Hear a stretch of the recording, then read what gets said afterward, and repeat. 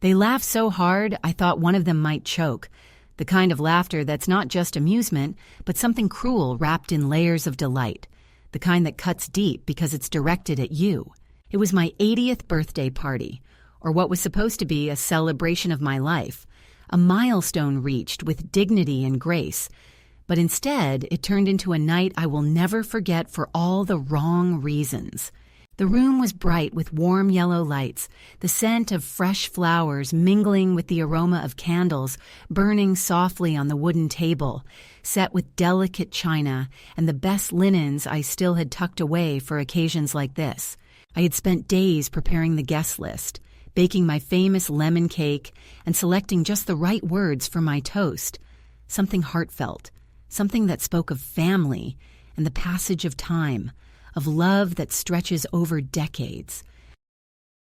I wanted this to be a moment of connection, a moment where the stories of years would mingle with laughter and gentle smiles. But instead, it became a memory soaked in humiliation and quiet betrayal. They spiked my drink with laxatives. It was not a whisper or a subtle slip.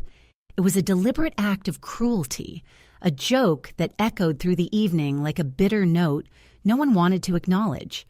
I felt it almost immediately. The sudden, urgent need to flee from the table, the burning in my stomach that twisted and turned like a storm inside me. I excused myself quickly, my voice barely audible over the laughter that followed, and made my way to the bathroom. The door shut behind me with a dull click, and I was alone with the harsh fluorescent lights and the cold, unforgiving tile beneath my feet. The night became a long, endless vigil spent on the cold porcelain throne, the laughter and muffled voices filtering through the thin walls, a reminder of the people who had just moments before been smiling at me, pretending to celebrate me, but now were only amused by my discomfort and pain. This was not just an accident or a careless mistake. It was a carefully crafted moment of exclusion, a way to remind me that at 80 years old, I was no longer a beloved matriarch, but an inconvenient relic, someone to be mocked rather than cherished. As I sat there, feeling the sharp sting of betrayal, I thought about how this wasn't the first time I had been made to feel invisible in my own family, how the birthday cards stopped coming years ago, how the phone calls dwindled until they were rare and filled with hesitation, how my presence at family gatherings was tolerated but never truly welcomed. The laughter outside the door was a confirmation of what I had feared all along, that I had become a joke, a burden, a secret best kept behind closed doors and forced smiles. And yet, I am still here. I am still standing, even if it feels like I am balancing on the edge of a precipice.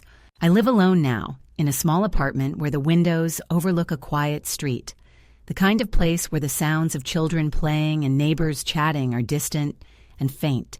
I tend to my garden, a modest collection of pots and blooms that remind me there is still beauty to be found, even in the smallest of places.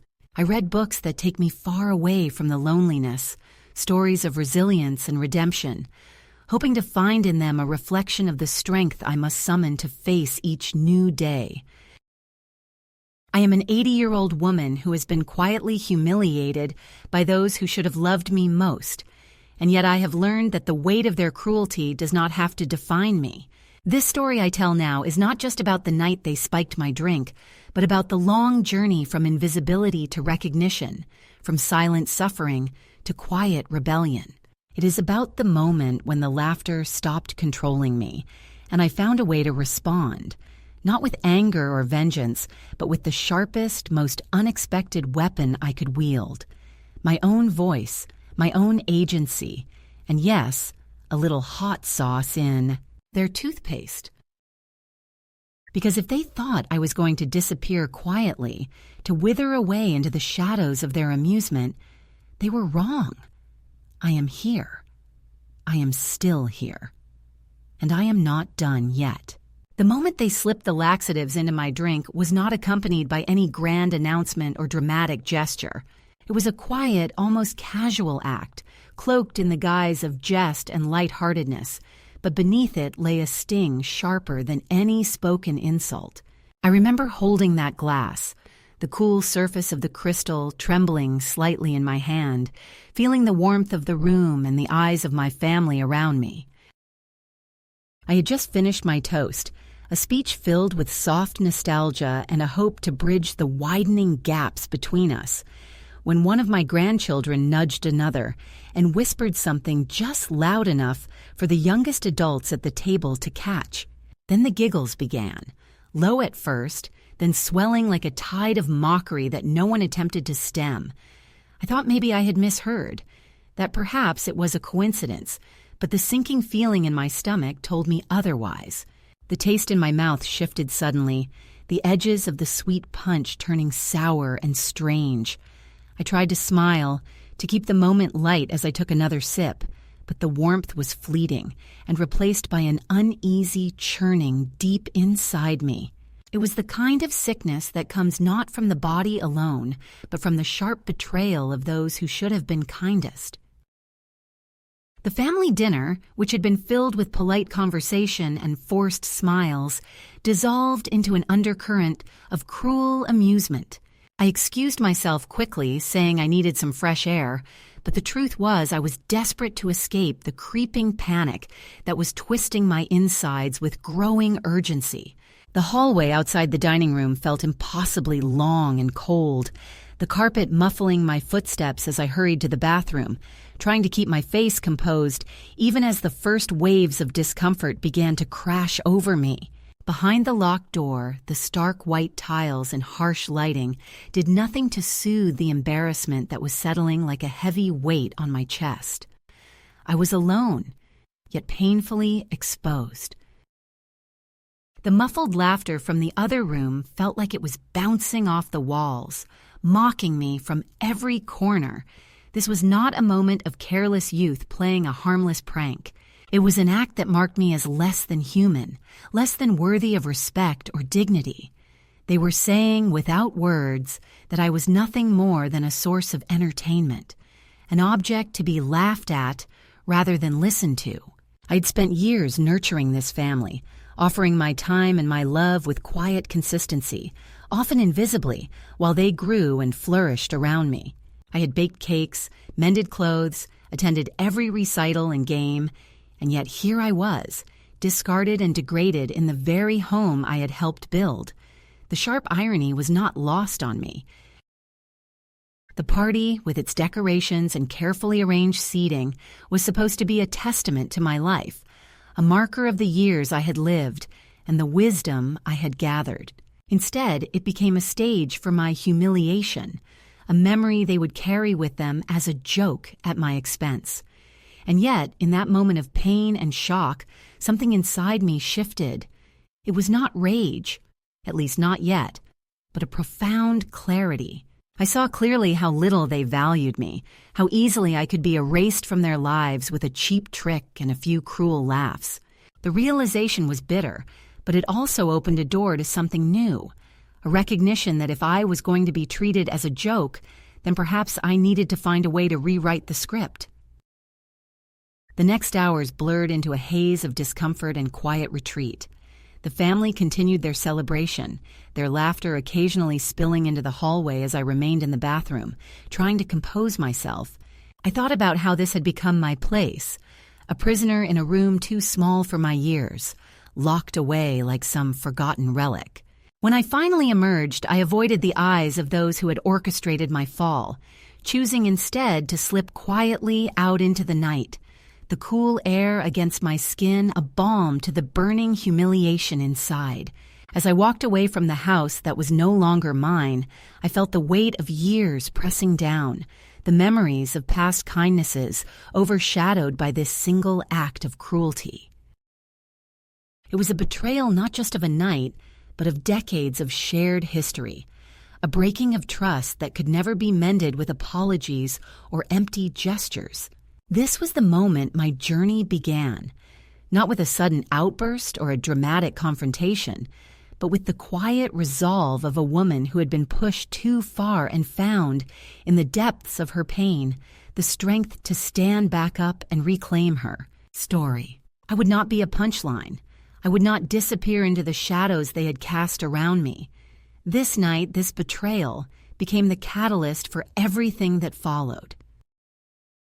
It was the first step on a path away from invisibility and towards a voice that could not be ignored. Though the room had been filled with laughter, I knew that it was my silence that would speak loudest in the days to come. And so I began to plan, not out of bitterness, but out of a quiet determination to remind them all, especially myself, that even at 80 years old, I was still here, still whole, and still capable of surprising them in ways they never expected. After that night, nothing was ever quite the same, though on the surface, the days slipped by with a deceptive normality, as if the cruel joke had been just a momentary lapse, something everyone could pretend never happened. But I knew better. The subtle shifts began almost imperceptibly, like the slow drip of water wearing away stone, a gradual erosion of my place in their lives. The family gatherings that used to be filled with warmth and laughter became affairs I was invited to out of obligation rather than affection. My presence was tolerated, not celebrated, and I could feel the invisible barrier that had been erected between me and the others. The jokes about my age grew sharper, less veiled in kindness, more blunt and dismissive. At first I tried to laugh along, to smooth over the awkwardness with a smile or a quick comment, but inside, the hurt settled deeper, a quiet ache that no amount of politeness could mask. The group chats buzzed with messages about outings and events, but my name was conspicuously absent. I learned about plans only through passing mentions or the occasional glance that quickly darted away when I looked up. When I asked, the answers were vague. Just a small thing, or maybe next time. But the truth was clear to me. I was being excluded. The invitations stopped arriving altogether, replaced by polite texts that never mentioned meeting in person, just "hope you're well" or "thinking of you." I tried not to let it sting, but the isolation seeped into the corners of my days. At family dinners, the conversations flowed around me, never directed at me. My attempts to join in were met with half-listens or distracted glances. The grandchildren who once sought my stories and advice now seemed more interested in their phones and friends. I was fading into the background of my own family's narrative, becoming a ghost wandering through rooms where my voice no longer held weight. The daughter-in-law's smiles were tight and measured, her kindness edged with a sharpness I hadn't seen before. When I voiced a concern or shared a memory, she would pat my hand in that way people do when speaking to a child, or worse, a problem they want to dismiss. The son, my own flesh and blood, seemed caught between guilt and impatience. He would nod politely when I spoke, but quickly change the subject, as if uncomfortable with the person I had become or perhaps the truths I was beginning to see. The tension was a constant hum beneath the surface, a reminder that I was no longer the beloved matriarch, but a source of inconvenience and embarrassment. The home I had once known as a place of comfort became a stage where I played a part I no longer recognized, the silent elder, the shadow in the corner. My belongings were treated with less care. The chair I always sat in was sometimes rearranged or pushed aside, as if to make room for someone more important. My opinions were asked for less often, then ignored altogether. Even the little rituals that had once connected us, Sunday lunches, holiday traditions, birthday celebrations, began to dissolve into hurried, impersonal gatherings where I was merely a guest, not family. I felt the sting of invisibility most keenly during those moments. It was as if I were no longer part of their story, merely a footnote or an afterthought. I found myself withdrawing, not out of choice but necessity. To show my hurt was to invite dismissal, and I was tired of explaining feelings to those who preferred to look away. I stopped calling as often, stopped asking to come by. The silence was both a shield and a prison. Days turned into weeks, weeks into months, and the distance grew not just between us but inside me. I questioned myself, wondering if I had changed, if I had done something to deserve this slow exile. The mirrors offered no answers, only the reflection of a woman growing smaller in a world that seemed to want her diminished. Yet beneath the weight of loneliness, a quiet ember of defiance remained. I began to notice small details that once went unseen. The way the children's laughter sounded less joyful when I entered the room. The way conversations halted abruptly. The way my son's smile never quite reached his eyes when he looked at me. These were not accidents, but deliberate acts of erasure. It was as if they were telling me, without words, that I no longer belonged in the tapestry of their lives. The evenings became the hardest. Sitting alone in my apartment, the silence pressed in around me like a physical force. I found myself clutching the phone, hesitating to reach out, knowing the answer would likely be the same. Polite avoidance, excuses, empty words. The nights were long, filled with memories of better times and the sharp pain of what had been lost. But in the solitude, something else stirred. A growing awareness that I could no longer rely on the people who had once promised to love and protect me. That realization was both heartbreaking and freeing. It meant I had to find a new way to exist, a new way to define myself beyond their dismissive gaze. Slowly, I began to reclaim parts of myself I had set aside for the sake of family harmony. The books I wanted to read, the walks I wanted to take, the quiet moments I had denied myself. I started to journal, writing down the thoughts and feelings I had bottled up for years. The pages became a mirror reflecting not just the pain, but the strength I had always carried beneath the surface. I realized that while they could exclude me, they could not erase the woman I was or the life I had lived. The slow erosion of my place in their lives was a challenge, but it was not the end. It was a beginning, the first step on a path toward reclaiming my dignity and my voice.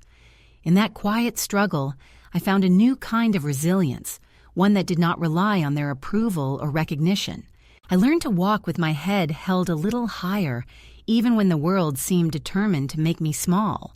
The days of laughter at my expense had passed, but the laughter I carried within myself, the laughter of survival, of knowing my own worth, was just beginning. And so, the first escalation was not marked by dramatic confrontation or angry words, but by the slow, steady unraveling of my place in their lives and the quiet birth of a woman determined to find her own way out of the shadows.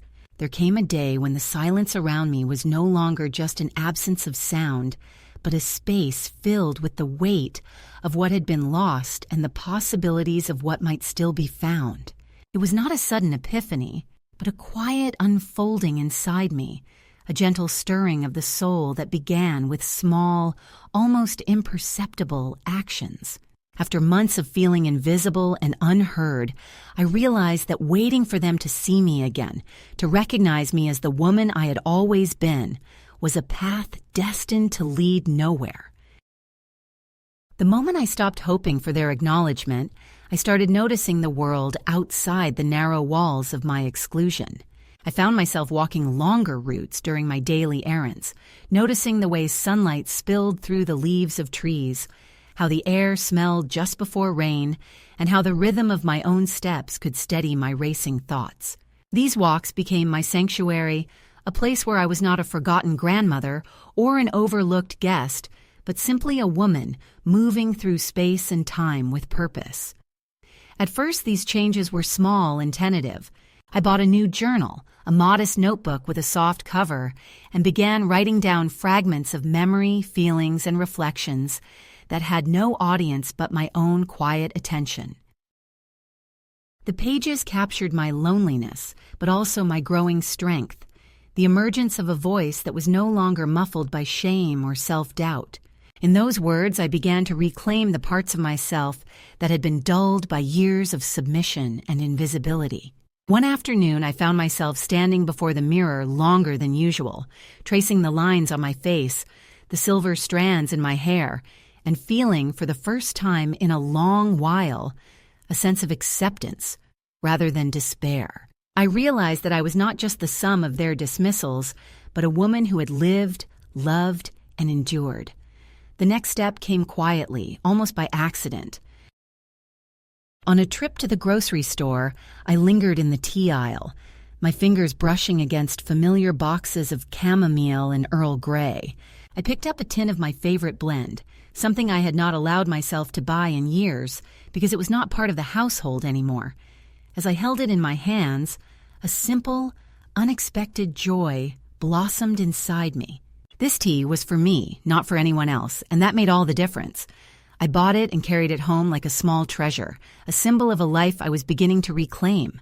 Back in my apartment, I brewed a cup and sat by the window, watching the world go by as the warm steam curled around my hands. In that moment, I understood that reclaiming my life would not be a grand, sweeping gesture, but a series of small, deliberate acts of care and self-respect. I began setting boundaries, gentle but firm lines drawn around my time and energy. When invitations came, I chose which to accept, no longer feeling obligated to say yes to every request or demand. When conversations turned to painful topics or dismissive remarks, I learned to listen without absorbing the hurt, to hold my dignity intact even as the world around me shifted. Alongside these quiet shifts, I sought out new connections, reaching beyond the fractured family ties to build a circle of friends and acquaintances who valued me for who I was, not for the role I was expected to play. I joined a book club at the local library where the discussion was lively and respectful, and I found myself eager to share my thoughts and listen to others. The women there ranged in age and background, but we shared a common desire for companionship and understanding. It was a balm to my spirit to be seen and heard in such a space, to know that I was not alone in my experiences or my hopes. At home, I started tending to my small garden with renewed purpose, planting bright flowers and herbs that brought life and color to the windowsill. The act of nurturing growth was a metaphor for my own journey, a reminder that even after seasons of neglect, there was still the potential for renewal and beauty. In the evenings, I allowed myself moments of quiet reflection, reading poetry and listening to music that spoke to the depths of my heart. I began to dream again, not of the past or the family that had rejected me, but of a future shaped by my own choices and desires. This turning point was not without its challenges. Old wounds surfaced, memories of rejection and loneliness that still ached. But rather than burying these feelings, I faced them with honesty and compassion, allowing myself to grieve the loss of the life I once imagined but no longer had. In that grief, I found the strength to let go of the pain that had held me captive for so long. I realized that reclaiming my life meant not only stepping away from the family that had cast me aside, but also forgiving myself for the years I had spent trying to hold on to their approval. I was no longer waiting for their permission to exist fully and authentically. This new awareness brought with it a profound sense of freedom. The freedom to choose my own path, to prioritize my own well-being, and to live without apology or shame. And so, the midpoint of my journey was not a moment of dramatic rebellion or confrontation, but a quiet awakening, a shift from victim to survivor, from silence to voice. It was the first step toward healing and agency, a turning point where I began to write the next chapter of my life on my own terms. I carried this shift with me as I moved forward, knowing that the road ahead would still hold obstacles and moments of doubt, but confident that I was no longer defined by the cruelty of others, but by the resilience and grace I found within myself. The days settled into a rhythm, quiet but purposeful, and for a time I thought I might be able to hold this fragile piece like a delicate flower between my fingers, guarding it from the storms that had so often battered my heart before. But the past, as it so often does, reached out with insistent hands, reminding me that the ties that bind are not easily severed, and that those who hold power often do not relinquish it without a fight. It began with a letter, the kind that arrives with a heavy weight, not just in the envelope, but in the words that spill out onto the page like a tide of unresolved history. The handwriting was familiar, my grandson's, the one who had always shown a quiet kindness in the midst of the family's chaos. His letter was filled with concern and longing. A bridge stretched across the distance that had grown between us. He asked where I was, how I was, if I was safe. His words were gentle, without accusation or blame, a flicker of light in the darkness I had inhabited for so long. Yet even as his letter warmed my heart, it was followed swiftly by other messages that carried a different tone altogether. Messages from my son and daughter-in-law, wrapped in the guise of care, but heavy with expectation and thinly veiled demands. They spoke of worry, of the family's distress at my absence, and of the need to come home, to resume the roles we had all played for so many years. Their words were polished, carefully constructed to sound reasonable, but the undercurrent was unmistakable. They wanted control, not reconciliation. The phone calls began soon after, a flurry of voices that left little room for my own to be heard. My son's voice was sharp, tinged with frustration and impatience, while my daughter-in-law's was cool, measured, the practiced tone of someone skilled in managing difficult conversations. They asked where I was staying, who I was with, what I was planning to do.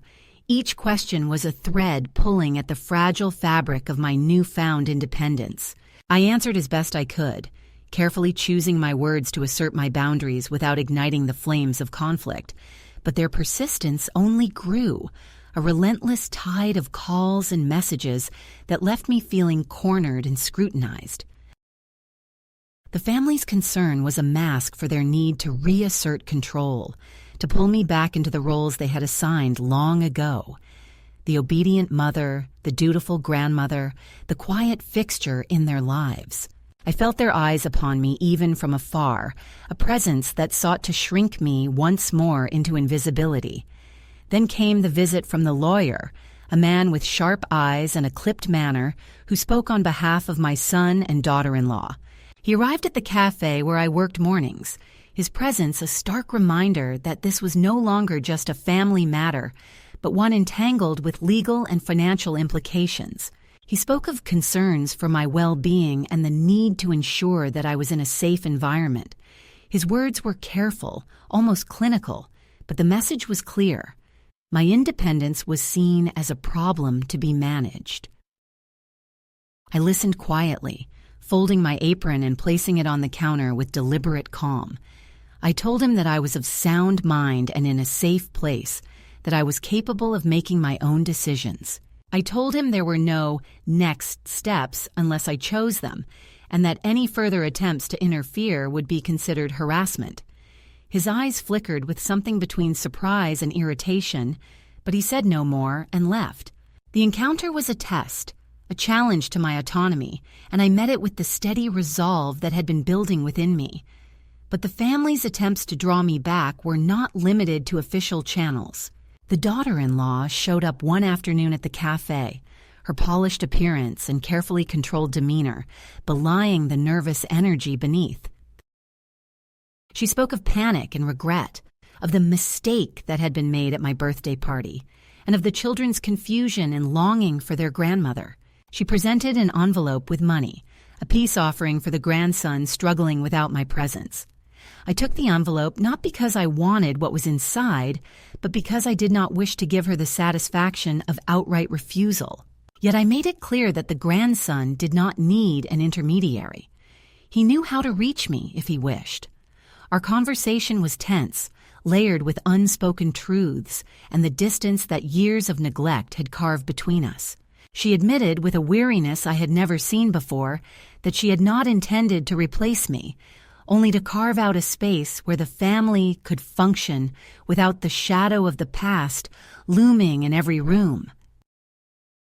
Her words were the closest thing to honesty I had heard from her, and yet they were a reminder that the struggle for recognition and respect was far from over. The past kept returning in other forms too. A local newspaper article appeared, profiling my disappearance and the family's concern for my welfare. The quotes from my son and daughter-in-law painted me as vulnerable and lost, a woman who had vanished without warning and caused stress and confusion for those left behind. The article was a performance of sympathy, designed to garner public support for their narrative and to cast me once again as a figure of pity and helplessness. I laughed bitterly at their portrayal, recognizing the absurdity and cruelty of it all. I kept the clipping, not out of sentiment, but as proof of the lengths to which they would go to control the story and the image of me. The pressure mounted, but I stood firm, drawing strength from the new life I had built and the connections I was nurturing. The friends I had made, the routine I had established, the small victories of autonomy and self-care were shields against the encroaching storm. And then, one day, my grandson came to see me, arriving quietly and unannounced. His presence was a balm to my spirit, a reminder that even amidst the conflict and hurt, there were threads of love and hope that still held firm. We spoke not of the past or the family's demands, but of small things: books, birds, the rhythm of life in the city. His kindness was a refuge, a space where I could be seen and valued for who I was, not just for the roles I had played or the history I carried. This visit was a test for both of us, a moment of fragile reconnection that did not promise reconciliation, but offered a glimpse of possibility. The family's attempts to draw me back continued, but I met them with a quiet but unyielding resolve. I was no longer the woman who would bend to their will or endure their dismissals in silence. I was a woman who had reclaimed her voice and her agency, who understood that love and respect must be earned and cannot be demanded or coerced. The second escalation was not just a return of the past, but a reckoning, a confrontation that tested the boundaries I had set and the strength I had cultivated. It was a reminder that the path to freedom is never easy or straightforward, but that the courage to stand firm in the face of pressure is the foundation of true independence. And so I continued forward, carrying with me the knowledge that I was no longer defined by their judgments or their attempts to control me. I was the author of my own story, and this chapter, filled with confrontation, struggle, and resilience, was mine to write. The days ahead would be filled with challenges, but also with the quiet power of a woman who had found her voice and was no longer afraid to use it.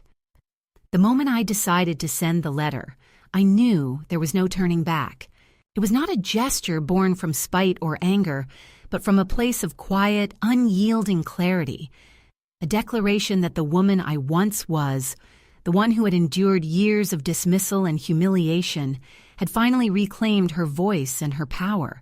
The letter was brief, carefully composed with steady hands, each word chosen not to wound, but to draw a clear boundary that could not be crossed again. To my son and daughter-in-law, to the family that had so easily forgotten the woman who had raised them, I wrote that I was of sound mind, living in a safe environment and under no duress.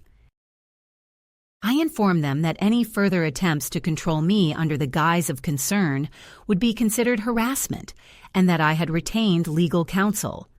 It was a cold, measured statement, the kind that leaves no room for negotiation or manipulation.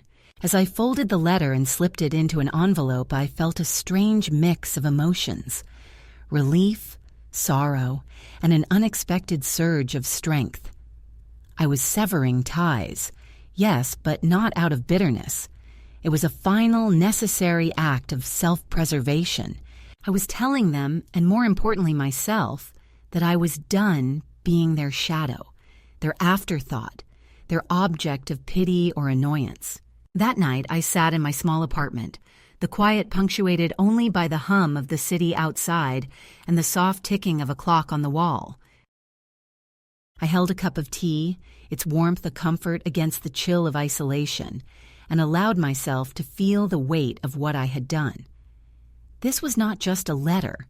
It was a turning point, the moment I took back the narrative of my life. Alongside the letter, I took another symbolic step, one that seemed small but carried immense significance. I bought a bottle of hot sauce, the kind with a sharp, fiery kick, and carried it with me to the family home one evening under the cover of twilight. It was not an act of vengeance in the way one might imagine. I was not seeking to punish or humiliate them as they had done to me. Rather, it was a statement, a quiet but unmistakable reminder that I was no longer the passive victim in their story. When I found their shared bathroom, the site of so many unspoken tensions and hidden resentments, I slipped the hot sauce into their communal toothpaste tube, a small, controlled act of rebellion. The taste of fire that would greet them the next morning was a metaphor for the boundaries I had drawn, the flames that now marked the limits of their control. I left without looking back, knowing that the consequences would ripple through their carefully curated lives. In the days that followed, the family's reaction was a mix of confusion, frustration, and anger. The story of the toothpaste sabotage spread quickly, whispered behind closed doors and exchanged intense phone calls. Yet I remained silent, choosing not to confirm or deny the act, letting the uncertainty unsettle them more than any direct confrontation could. Meanwhile, I focused on the life I was building for myself. The morning shifts at the cafe where I was gaining the respect of colleagues, the quiet walks through the neighborhood, and the small joys of independence that no one could take away. The visits from my grandson became a source of comfort and hope, a connection unmarred by the conflicts of the past. One afternoon, as I sat with him over tea, I felt the weight of years lift slightly, the promise of something new and unburdened glimmering on the horizon. The legal threats and attempts to control me continued for a time, but my letter had made it clear that I was no longer available for negotiation. I had hired an attorney, someone who understood the nuances of elder rights and the importance of autonomy. It was another layer of protection, a way to ensure that my choices would be respected. Through all this, I learned the power of saying no, firmly, unapologetically, and the strength that comes from holding on to one's dignity, even when the world seems determined to strip it away. The climax of my journey was not a dramatic confrontation or a shouting match. It was a series of quiet, deliberate decisions that reclaimed my life and my self-worth. It was the moment I chose myself over the expectations and demands of others.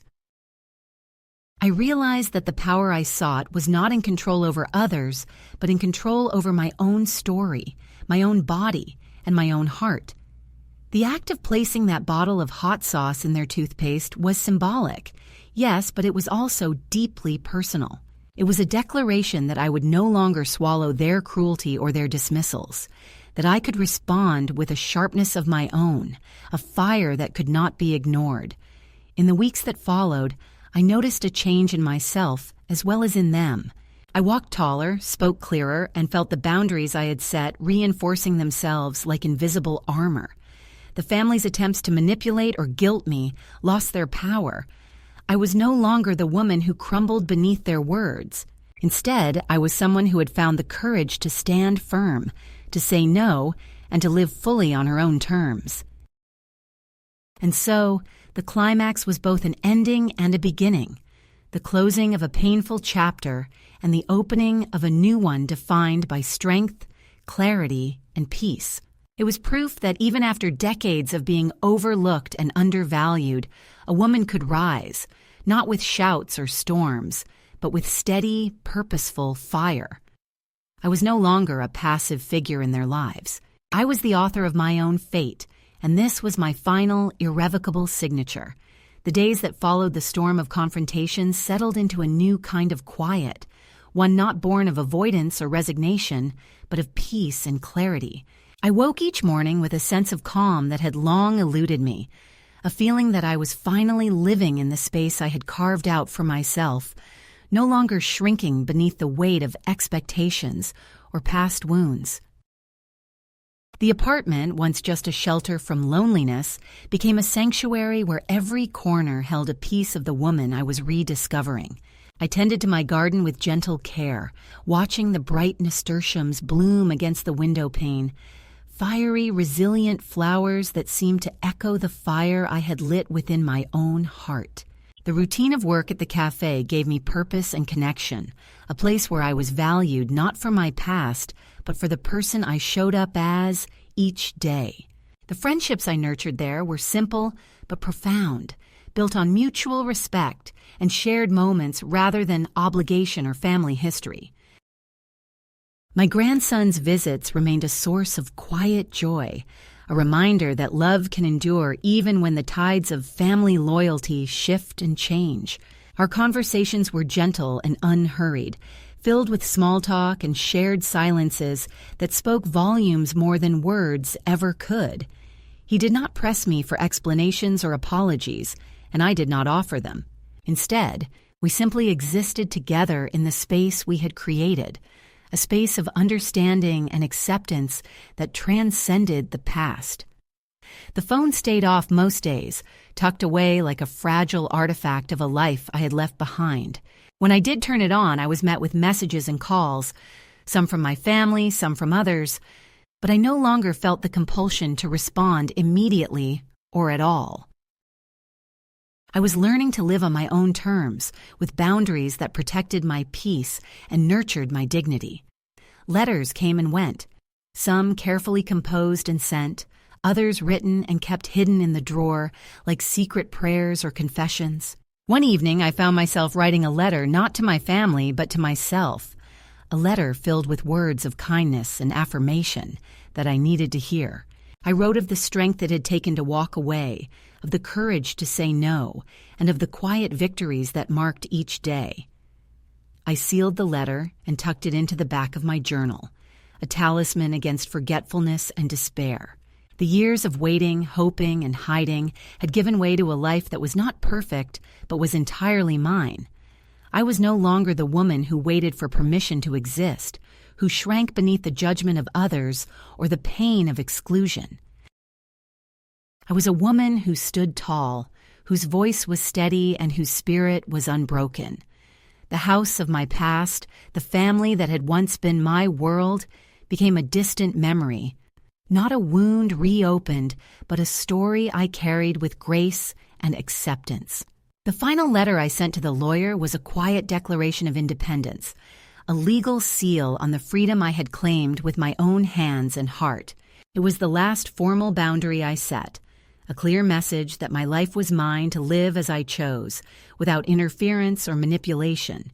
In the stillness of these days, I found a new kind of joy, one not dependent on others' approval or presence, but born from the deep well of self-respect and peace. I learned that healing is not a straight path, but a spiral, a journey that circles back to itself with new insight and strength. And in this journey, I discovered that I was never truly alone. There were others, women like me who had been dismissed, overlooked, and undervalued, who found their own ways to rise and reclaim their stories. To them, I offer this message. Do not wait for a perfect moment or for someone else to give you permission. Your voice matters, your story matters, and your life matters. You have the power to choose yourself, to step out of the shadows and into the light of your own making. And when you do, you will find that the world, or at least your world, shifts in ways you never imagined. The coat I bought for myself, the one that fit like a second skin, hangs by the door as a daily reminder of the woman I am, strong, capable, and unapologetically whole. The laughter that once belonged to others now bubbles quietly within me, a celebration not of past pains, but of present freedom. As I sit by the window, watching the seasons change and the wind stir the leaves, I feel the steady pulse of life beneath my fingertips and in the beat of my heart. I have walked away from a past that no longer serves me, and in doing so, I have walked into a future of my own making. This is not the end, but a beginning, a new chapter written with courage, dignity, and hope. And if this story finds you at a moment when you feel lost or invisible, know this: you are seen, you are heard, and you are never alone. The step away is the first step toward the life you deserve. When you take it, come back and tell me. I will be here, ready to listen, ready to welcome you home. It had been 3 months since the letter. 3 months since the bottle of hot sauce had found its way into their toothpaste, and in that time my life had taken on a rhythm I could never have imagined during the long years I spent tethered to their approval. The days passed without drama, without those sharp shocks of humiliation or tension that once seemed unavoidable, and instead I woke each morning to something rare and unfamiliar, the absence of fear. I no longer flinched at the sound of my phone ringing, no longer braced myself for the sudden intrusion of voices that sought to dictate the terms of my existence. My mornings began with quiet rituals: boiling water for tea, opening the curtains to let the sunlight flood the small room, and stepping out onto the balcony to breathe in the scent of the city as it came alive. These were not grand gestures, but they were mine, and their simplicity held a kind of profound beauty I had long overlooked. In the beginning, I thought often of the family and of the rupture I had created, wondering if they spoke of me with anger or regret, or if they had already moved on to the next object of their control. But as the weeks passed, I found that their absence in my life left not an empty space, but a wide, open expanse into which I could grow. I began filling that space with people who brought warmth instead of judgment. There was Linda, a widow who lived 2 streets away, who invited me to join her for morning walks in the park. We moved slowly, matching our pace to our conversations, speaking of books, recipes, and the strange turns our lives had taken. There was Raphael, a retired teacher who ran the small second-hand bookshop on the corner, who seemed to know exactly what I needed to read before I did. And there were the women at the library's knitting circle, who welcomed me into their fold without questions about the past. The change in my world was not only external, but deeply internal. I no longer measured my worth against their approval, no longer questioned whether I was too much or not enough. I discovered I could take up space, in a room, in a conversation, in my own heart, without apology. I began writing again, not just in my journal, but in letters I would never send, stories and reflections that belonged only to me. Some evenings I would sit by the window, pen in hand, and let the words pour out without censoring them. I wrote of the birthday night, of the bitterness of that first sip of poisoned drink, of the burning humiliation that had driven me into the bathroom. But I also wrote of the hot sauce, of the quiet satisfaction of placing it where they would least expect it, of the way my hands did not shake as they once might have.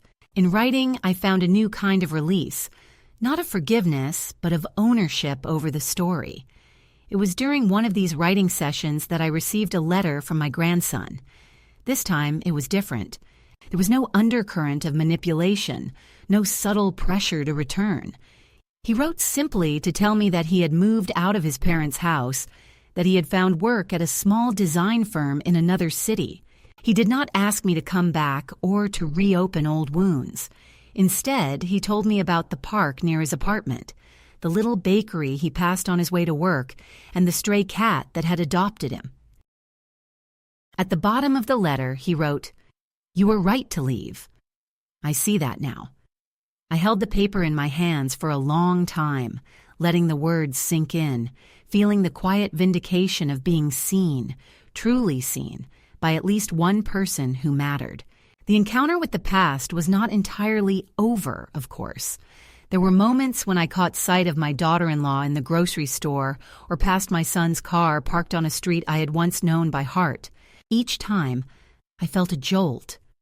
Not of fear, but of something like detachment, as if they belonged to a different lifetime. Once we made brief eye contact in the produce aisle. She looked away first. That small detail, almost imperceptible, carried more weight than I could explain. It was not a victory in the loud, triumphant sense, but in the quiet, enduring sense that I no longer occupied the role they had written for me. One evening in late spring, I decided to host a small gathering at my apartment, my first in years. The guests were not family by blood, but by choice, the friends I had made in this new chapter of my life. We shared food, laughter, and stories that had nothing to do with the past. At some point, someone mentioned birthdays, and I realized that my next one was just a few weeks away. The thought no longer carried the sting it once did. I would not spend it locked in a bathroom or enduring forced laughter. I would spend it exactly as I wished, with people who respected the life I had fought to build. That night, after everyone had gone and the apartment was quiet again, I made myself a cup of tea and stood at the window, looking out at the streetlights flickering against the dark. In the reflection of the glass, I saw not the woman they had tried to reduce, but the woman I had become. Older, yes, and marked by scars both visible and invisible, but also unafraid, unapologetic, and unbroken. If there is one truth I have learned in all of this, it is that we cannot control how others see us, but we can control how we see ourselves. They may still tell their version of the story, casting me as difficult, ungrateful, or lost. Let them. I know the truth, and the truth is that I walked away from the cage they built and found the wide, open air of my own freedom. And perhaps one day, if my grandson asks me directly about the hot sauce, I will tell him. I will tell him how a single act, small in the eyes of the world but enormous in the landscape of my life, marked the moment I chose myself, and I will tell him that every sip of tea I take now tastes sweeter for it.